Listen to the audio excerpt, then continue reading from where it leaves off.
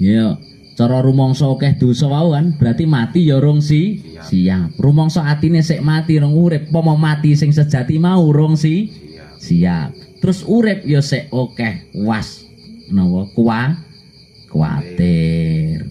Mangane sakjane agama niku asline agama syariat niku supaya menungso iku wis ora napa wis ilang rasa was kuwatire lho. Sakjane agama ngoten Mas Udin.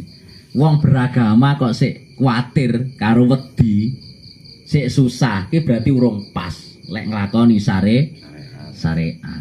Lah syariat niku napa to? Syariat niku aturan saking zat ingkang nitahake. Syariat niku aturan teko pangeran sing gawe. Krana lek dibalik-balikne sing pantes ngatur makhluk iki ya sing gawe.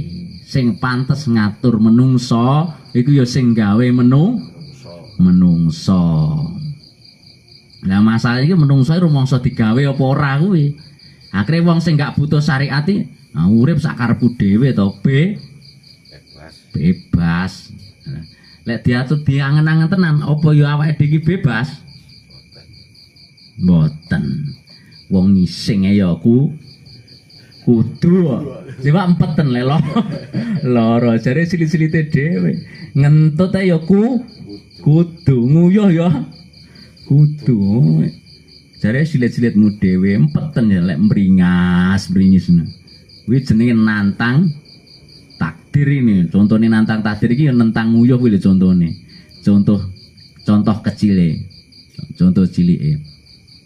Dadi lek wong sik ndek was-was kuwatir sakjane urung pantes dadi pujangga ngono lho asline ngono. Tapi iki bentuk napa?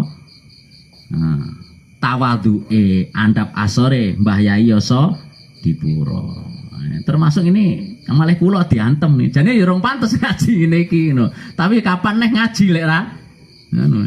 Ya bareng-bareng sinau bareng. Dandani ati, dandani awak sareng. Lah kok lek ngenteni pinter ya, wong akhire rumangsa pinter lho. Ya mung krana rumangsa rong pinter terus belajar sak wayah. Ini lho, agama iki sakjane iki wong lek ilang napa niku?